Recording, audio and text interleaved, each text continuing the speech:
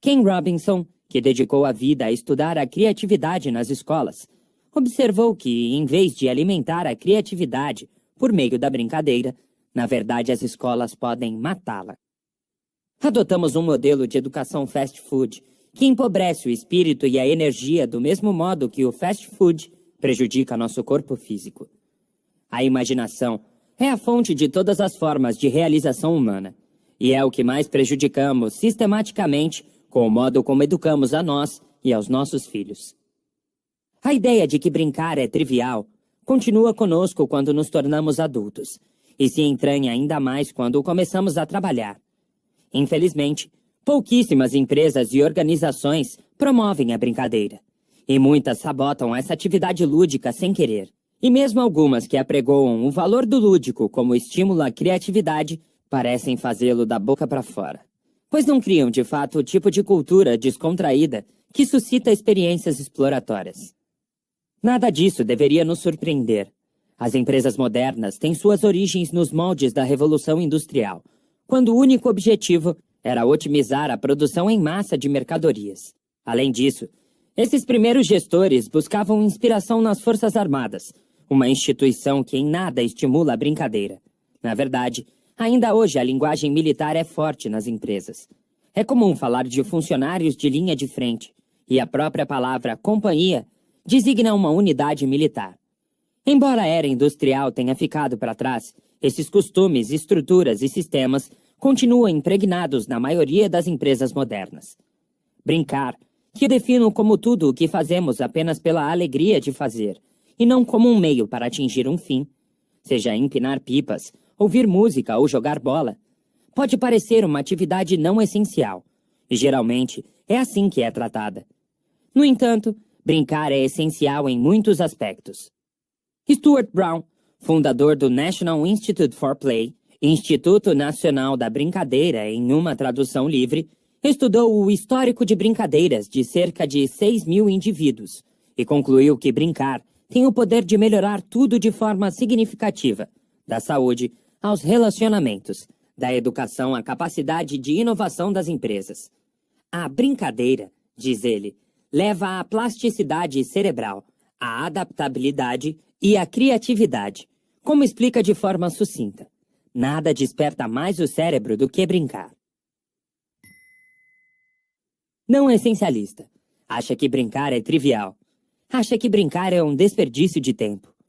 Essencialista. Sabe que brincar é essencial. Sabe que brincar estimula a experimentação. A mente convidada a brincar. Não devemos subestimar o valor da brincadeira na vida.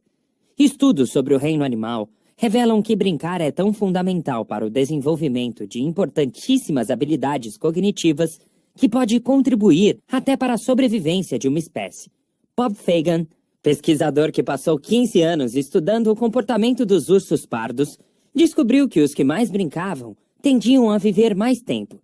Segundo ele, num mundo que apresenta ambiguidade e dificuldades inéditas o tempo todo, brincar prepara os ursos para um planeta em mutação. Jack Panksepp concluiu algo semelhante em Affective Neuroscience, The Foundations of Human and Animal Emotions, Neurociência Afetiva, a base das emoções humanas e animais, e escreveu: uma coisa é certa, durante a brincadeira, os animais ficam especialmente propensos a se comportar de maneira flexível e criativa. Porém, segundo Stuart Brown, de todas as espécies animais, os seres humanos são os que mais brincam. Somos forjados para brincar e pelo brincar. Quando brincamos, nos dedicamos à expressão mais pura de nossa humanidade, à expressão mais verdadeira de nossa individualidade. Já parou para pensar que, muitas vezes, os momentos em que nos sentimos mais vivos, aqueles que criam as melhores lembranças, são momentos lúdicos?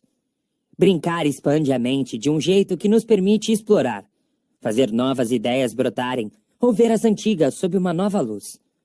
A atividade lúdica nos torna mais questionadores, mais antenados com as novidades, mais empenhados. Brincar é fundamental para viver como essencialista, porque alimenta a experimentação em pelo menos 3 aspectos específicos. Primeiro, amplia a variedade de opções disponíveis. Ajuda a ver possibilidades que não veríamos de outra forma e a fazer conexões que também não faríamos. Leva-nos a questionar antigos pressupostos e nos torna mais receptivos a ideias não testadas. Permite expandir nosso próprio fluxo de consciência e inventar novas histórias. Sobre esse tema, Albert Einstein já disse: quando examino meus métodos de pensamento, chego à conclusão de que o dom da fantasia significou mais para mim do que o talento de absorver conhecimentos. Em segundo lugar, brincar é um antídoto para o estresse. Isso é fundamental porque o estresse, além de ser um inimigo da produtividade, pode realmente desligar as partes criativas, questionadoras e exploradoras do cérebro. Você já passou por isso. Fica estressado no trabalho e de repente tudo dá errado. As chaves somem, você esbarra em tudo. Esquece o relatório importantíssimo na mesa da cozinha.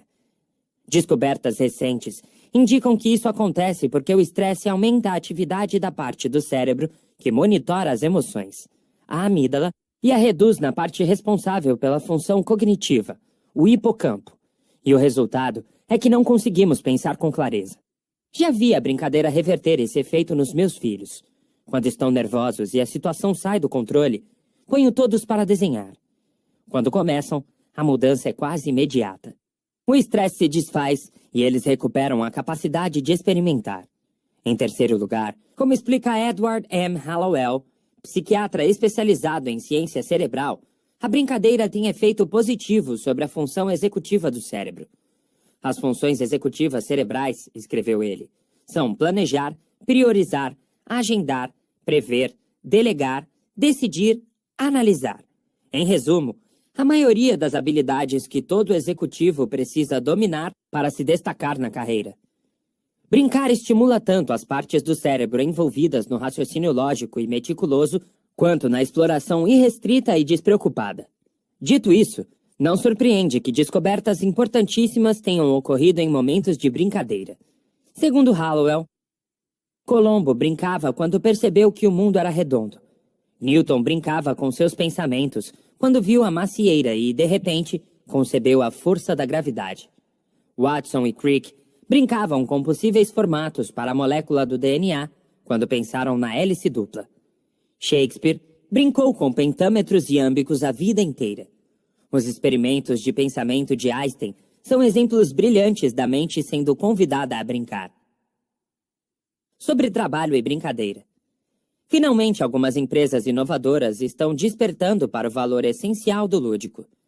Dick Costolo, presidente executivo do Twitter, promove a brincadeira por meio da comédia. Ele incentivou os funcionários a terem aulas de improviso na empresa. Como já fez stand-up comedy, sabe que o improviso obriga a mente a pensar de forma mais flexível, anticonvencional e criativa. Outras empresas promovem o lúdico por meio do ambiente físico. A IDEO faz reuniões dentro de um micro-ônibus. Nos corredores do Google, é provável que você se depare com um grande dinossauro coberto de flamingos cor-de-rosa. Nos estúdios da Pixar, as salas dos artistas podem ser decoradas de diversas maneiras, ganhando o aspecto de um antigo salão do faroeste ou de uma cabana de madeira. Uma mulher bem-sucedida que conheci numa editora tinha na mesa um Easy Button, da loja Staples. Toda pessoa que saía da sala dela gostava da graça infantil de pressionar o grande botão vermelho e fazer uma voz gravada anunciar em alto e bom som ao escritório inteiro. Essa foi moleza. E uma funcionária da mesma empresa pendurou na parede um grande cartaz emoldurado com a ilustração de um livro infantil, para se lembrar da alegria da leitura quando criança. Brinquedos de mesa e decorações bem-humoradas talvez pareçam diversões triviais para alguns, mas a questão é que podem ser exatamente o oposto. Essas iniciativas questionam a lógica não essencialista de que brincar é trivial. Na verdade, elas celebram a brincadeira como propulsor fundamental da criatividade e da experimentação. Além de nos ajudar a explorar o que é essencial, brincar é essencial por si só. Sendo assim, como acrescentar mais brincadeiras ao local de trabalho e à vida? No seu livro, Stuart Brown, do National Institute for Play, oferece uma cartilha para ajudar os leitores a se reconectarem com o ato de brincar. Ele sugere que procurem no passado lembranças de brincadeiras e jogos. Quando criança, o que você fazia de mais empolgante? Como pode recriar isso hoje? Capítulo 8. Dormir. Proteja seu patrimônio. Toda noite, quando vou dormir, eu morro. E quando acordo na manhã seguinte, renasço. Mahatma Gandhi. Geoff sentou-se na cama em pânico. Parecia que uma bomba tinha explodido dentro da cabeça. Suava, sentia-se desnorteado. Apurou os ouvidos com a máxima atenção. O que estava vendo? Tudo em silêncio. Talvez uma reação esquisita a algo que comera. Tentou voltar a dormir. Na noite seguinte, aconteceu de novo. Então, alguns dias depois, aconteceu no meio do dia. Ele acabara de voltar da Índia e, a princípio, achou que poderia ser uma reação aos medicamentos contra a malária que estava tomando junto com um remédio que usava para dormir quando sofria os efeitos do jet lag. Mas quando a situação piorou, ele descobriu que a doença era mais complicada. Era como se estivesse sofrendo um ataque de ansiedade sem ansiedade, apenas com os sintomas físicos. Geoff era um caso clássico de pessoa bem-sucedida, que tinha um desejo profundo de fazer algo pela sociedade. Ele era ambicioso, motivado e se empenhava em dar sua contribuição ao mundo. Estava na diretoria da empresa de microcrédito Kiva. Recebera o título de empresário do ano da Ernst Young e de líder jovem global do Fórum Econômico Mundial. Era um dos criadores de um fundo de investimentos de impacto e presidente executivo de uma entidade global de microcrédito que ajudava mais de 12 milhões de famílias pobres. Tinha 36 anos e estava no auge da carreira. Geoff viajava constantemente, o que costumava resultar em problemas para dormir. A empresa ficava em Seattle, com filiais em São Francisco, na Índia e no Quênia. Sua rotina consistia em participar de reuniões em Londres, depois passar 6 dias na Índia, visitando 5 cidades diferentes. Então, ir a Genebra para horas de reuniões com investidores e voltar a Seattle para ficar apenas 1 dia e meio. Durante 3 anos, viajou 60% a 70% do tempo. Dormia em média 4 a 6 horas por noite. Aos 36 anos, porém, o ritmo de trabalho começou a ameaçar sua saúde e seu desempenho profissional. Os sintomas que surgiram nos ataques noturnos pioraram. Um a um, seus órgãos foram apresentando problemas. O ritmo dos batimentos cardíacos era aleatório. Ficar em pé ereto era dolorido. Geoff tinha que bater a comida no liquidificador porque não conseguia digeri-la de outra forma. A pressão arterial estava tão baixa que ele desmaiava caso se levantasse depressa demais. Foi parar 2 vezes no pronto-socorro. Não parava de dizer a si mesmo que reduziria o ritmo depois do próximo contrato. Então, que seria depois do outro, ou de só mais um. Mas é claro que não fez nada disso. Tinha certeza de que, se continuasse em frente, tudo se resolveria sozinho. Não queria enfrentar as concessões exigidas para baixar o ritmo. Mas elas logo o alcançaram. Ele era forçado a cancelar reuniões na última hora por estar fraco demais para comparecer. Ou dava uma palestra e não concluía seu discurso, porque perdia o raciocínio. Ficava confuso. Geoff começou a se perguntar se não estaria prejudicando a empresa, mais do que ajudando, e estava mesmo.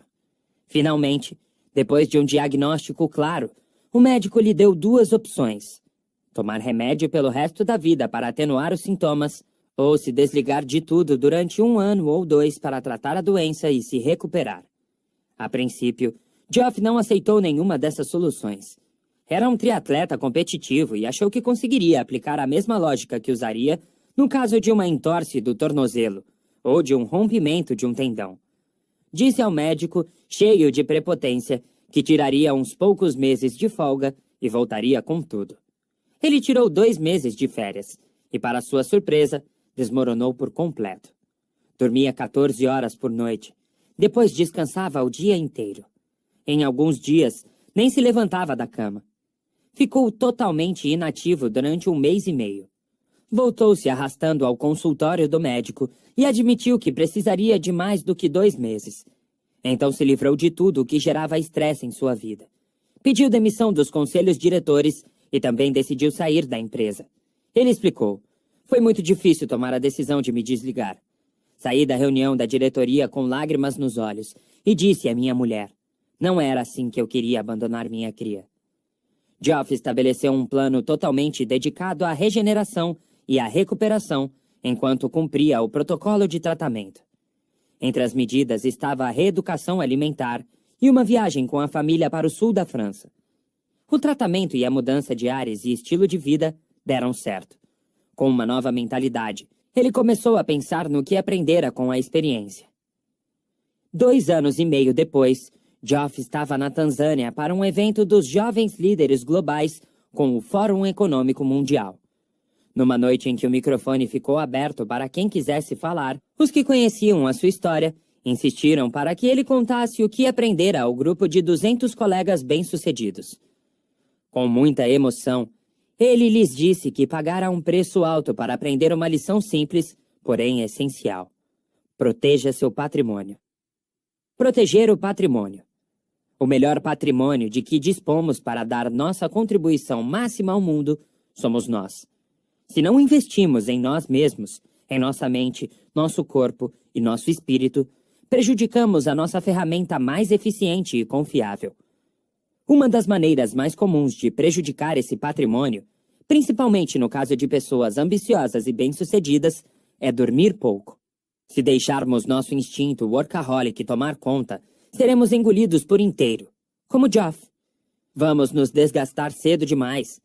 Precisamos ser tão estratégicos conosco como somos com a carreira e a empresa. Temos que controlar nosso ritmo, cuidar da saúde e obter energia para explorar, prosperar e realizar. Nas muitas horas que passou descansando, Geoff começou a ver um paradoxo interessante no seu vício por conquistas. Para uma personalidade hiperativa e workaholic como a sua, forçar-se até o limite é fácil. Ele explica aos que têm um desempenho acima das expectativas. Se você acha que é tão forte que consegue fazer qualquer coisa, eis um desafio realmente difícil. Diga não a uma oportunidade e tire um cochilo. Aos 21 anos, eu também pensava que dormir era algo a evitar. Para mim, era um mal necessário, um desperdício de tempo que poderia ser usado produtivamente. Coisa para os fracos, para quem não tinha força de vontade. A ideia de ser um super-homem e dormir poucas horas por noite era inebriante. Cheguei a experimentar algumas formas bastante drásticas e pouco convencionais de reduzir as horas de repouso. Depois de ler um estudo sobre o sono, no qual alguns participantes tiveram que dormir apenas 20 minutos de 4 em 4 horas, resolvi tentar. Foi suportável durante algum tempo, mas logo descobri que, embora tecnicamente seja possível sobreviver desse jeito, dormir assim tinha os seus reveses. Por exemplo, descobri que eu ficava tecnicamente acordado, mas que durante esse período o cérebro mal funcionava. Era mais difícil pensar, planejar, priorizar ou ver o panorama mais amplo. Era complicado tomar decisões ou fazer escolhas, e quase impossível discernir entre o essencial e o trivial. Logo ficou insuportável, mas eu ainda teimava que quanto menos dormisse, mais conseguiria fazer. Portanto, adotei a nova tática de virar uma noite por semana. Então minha mulher, que não aprovava a prática, me mostrou um artigo que mudou completamente a minha opinião sobre o sono. O texto questionava a noção de que o sono era inimigo da produtividade e argumentava de forma convincente que dormir bem era de fato o propulsor dos altos níveis de desempenho. Lembro que o artigo listava grandes líderes empresariais que se gabavam de dormir 8 horas inteiras e que também citava Bill Clinton, que confessara que todos os grandes erros que cometera na vida resultaram da falta de sono. Desde então, tento dormir 8 horas por noite. E quanto a você? Analise sua rotina da semana passada. Dormiu menos de 7 horas em alguma daquelas noites? Dormiu menos de 7 horas algumas noites seguidas? Pegou-se dizendo ou pensando com orgulho: não preciso dormir 8 horas inteiras. Posso sobreviver perfeitamente com 4 ou 5 horas de sono. Bom, embora haja gente realmente capaz de sobreviver com menos horas de sono, descobri que a maioria das pessoas simplesmente ficou tão acostumada a viver exausta que se esqueceu de como é estar totalmente descansada. O não essencialista considera o sono mais um fardo numa vida já cheia de exigências e compromissos. O essencialista, por sua vez, sabe que o sono é fundamental para que possa funcionar em um nível elevado de contribuição quase o tempo todo. É por isso que, de forma sistemática e deliberada, dormem as horas necessárias para assim fazer mais, realizar mais e explorar mais. Ao proteger o próprio patrimônio, conseguem enfrentar o dia a dia com uma reserva de energia, criatividade e capacidade de resolver problemas para usá-la quando necessário. Ao contrário dos não essencialistas, que nunca sabem quando nem onde serão vencidos pela própria fadiga. Os essencialistas escolhem fazer uma coisa a menos agora, para fazer mais amanhã. Sim, é uma concessão, mas de forma cumulativa. Essa pequena perda traz grandes recompensas. Não essencialista. Pensa, 1 hora a menos de sono significa 1 hora a mais de produtividade. Dormir é para os fracos. Dormir é luxo. Dormir provoca preguiça. Dormir nos impede de fazer tudo. Essencialista. Sabe. 1 hora a mais de sono significa várias horas a mais de produtividade muito maior. Dormir é para quem tem alto desempenho. Dormir é prioridade. Dormir estimula a criatividade. Dormir permite alcançarmos o nível máximo de contribuição mental. Para acabar com o estigma do sono. No famoso estudo com violinistas que Malcolm Gladwell popularizou como a regra das 10.000 horas, Kay Anders Erickson descobriu que os melhores violinistas passavam mais tempo estudando do que os colegas que eram apenas bons. Esse resultado comprova a lógica do essencialista ao mostrar que a maestria exige esforço concentrado e deliberado. É encorajador aprender que a excelência está em nossa esfera de influência e não é uma bênção concedida apenas aos naturalmente mais talentosos, mas também chega muito perto de estimular a mentalidade não essencialista de tenho que fazer tudo. Esse mito pernicioso, capaz de justificar mais e mais horas de trabalho com um retorno cada vez menor. No entanto, tudo fica muito claro quando examinamos uma descoberta menos conhecida do mesmo estudo, que o segundo fator mais importante para diferenciar os melhores dos bons violinistas era, na verdade, o sono. Os melhores violinistas dormiam em média 8,6 horas por dia, cerca de 1 hora a mais do que a média dos americanos. No período de uma semana, também cochilavam em média 2,8 horas à tarde, cerca de 2 horas a mais do que a média. Os autores do estudo concluíram que o sono permitia que esses músicos de alto desempenho se recuperassem para estudar com mais concentração. Portanto, além de estudar mais, eles também produziam mais resultados naquelas horas de estudo, porque estavam mais descansados. No artigo Déficit de Sono, o exterminador do desempenho, publicado na revista Harvard Business Review, Charles A. Zeisler, professor de medicina do sono da Faculdade de Medicina de Harvard, explicou como a privação do sono prejudica a performance. Ele compara o déficit de sono a beber em excesso e conclui que virar uma noite, ou seja, ficar 24 horas sem dormir, ou passar a semana dormindo apenas 4 ou 5 horas por noite, induz uma debilidade equivalente à causada quando o indivíduo está com nível de 0,1% de álcool na corrente sanguínea. Pense bem, jamais diríamos, como ele é trabalhador, passa o tempo todo bêbado. Mas continuamos a exaltar quem sacrifica o sono para trabalhar. Embora o sono costume ser associado ao descanso do corpo, pesquisas recentes mostram que, na verdade, o sono descansa mais o cérebro. Um estudo da Universidade de Lübeck, na Alemanha, comprova que uma boa noite de sono pode aumentar o poder cerebral e melhorar a capacidade de resolver problemas. No estudo publicado na revista Nature, mais de 100 voluntários receberam um quebra-cabeças numérico, com um detalhe pouco convencional. Era preciso descobrir um código oculto para encontrar a resposta. Os voluntários foram divididos em 2 grupos. Um pôde dormir 8 horas ininterruptas. O outro foi interrompido enquanto dormia. Então, Os cientistas observaram quais voluntários encontraram o código oculto.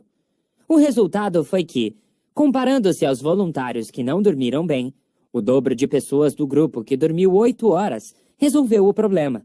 Os pesquisadores explicaram que, enquanto dormimos, o cérebro trabalha intensamente para codificar e reestruturar informações.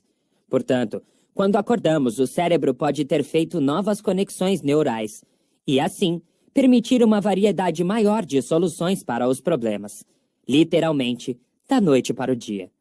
Uma boa notícia tanto para quem acorda com as galinhas, quanto para quem vai dormir com as corujas. A ciência mostra que até um cochilo pode aumentar a criatividade. Para dar apenas um exemplo, um relatório do periódico Proceedings of National Academy of Sciences revelou que até um único ciclo de REM, Rapid Eye Movement, ou movimento rápido dos olhos, melhora a integração de informações não associadas. Em outras palavras, basta um breve período de sono profundo para nos ajudar a fazer o tipo de conexões novas que nos permite explorar melhor o mundo. Resumindo, é o sono que nos permite funcionar no nível máximo de contribuição e realizar mais em menos tempo.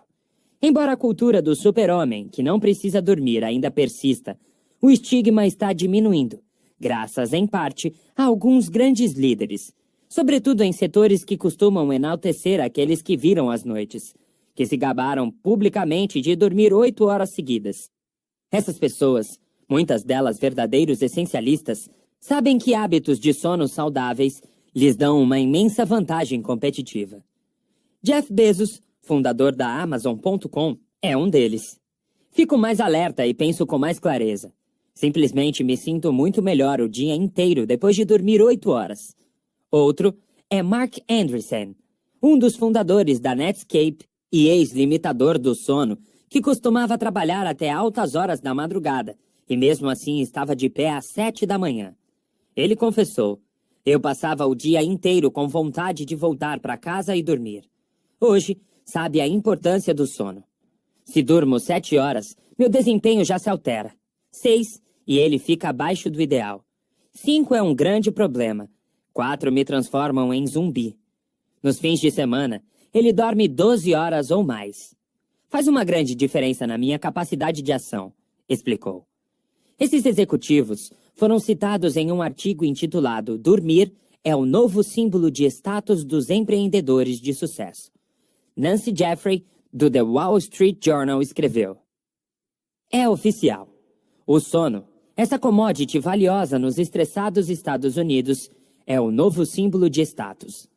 Antes desdenhado como um defeito de gente fraca, os mesmos supertrabalhadores da década de 1980 que gritavam que almoçar é para perdedores, também acreditavam que dormir é para imbecis. O sono está sendo promovido como o elixir restaurador da mente dos executivos criativos. A isso podemos acrescentar que também é o elixir restaurador da mente do essencialista perspicaz. Em uma reportagem do The New York Times, Erin Callan, ex-diretora financeira de um banco de investimentos, contou: "Numa festa com o pessoal do trabalho em 2005, uma colega perguntou ao meu marido o que eu fazia no fim de semana. Ela me via como alguém cheia de energia e intensidade. Ela anda de caiaque, faz escalada e depois corre meia maratona?" Brincou. "Não", respondeu ele com simplicidade. "Ela dorme." Era verdade. Eu passava os fins de semana recarregando a bateria para a semana seguinte. Portanto, se o estigma do sono ainda existir no seu local de trabalho, você pode tomar a iniciativa de estimular explicitamente o ato de dormir. Caso pareça radical, veja que os muitos benefícios do sono, mais criatividade, maior produtividade e até menos despesas com assistência médica, têm o potencial de afetar diretamente o lucro da empresa. Com isso em vista, não é tão difícil assim pensar na possibilidade de o seu gestor ou departamento de recursos humanos desenvolverem uma política para incentivar os funcionários a dormir mais. Por exemplo, Charles Czeisler, de Harvard, propôs uma política na qual nenhum funcionário poderia ir trabalhar dirigindo depois de virar a noite viajando, e outras empresas permitem que os funcionários cheguem mais tarde se tiverem feito hora extra na noite anterior. Como pesquisa para este livro, fui recentemente à sede do Google tirar um cochilo num dos seus famosos sleep pods, os compartimentos do sono.